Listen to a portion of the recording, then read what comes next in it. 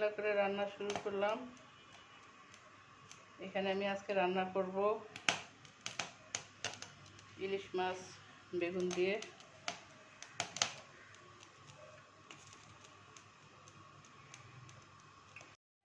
এখানে আমি সব কিছু নিয়ে নিয়েছি, আমি দিয়ে দিতেছি।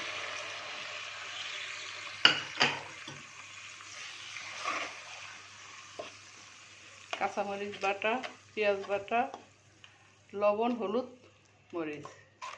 আমরা ইলিশ মাছের সাথে আর বেশি কিছু দেই না। মশলা কষানো হয়ে গেছে, আমি এখন ইলিশ মাছটা দিয়ে দিয়েছি,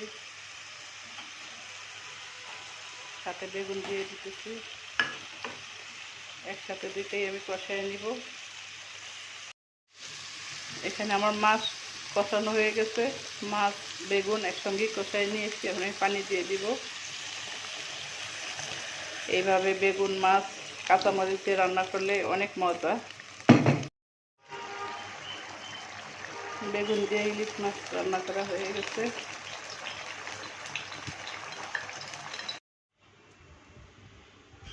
বেগুন দিয়ে ইলিশ মাছ রান্না শেষ।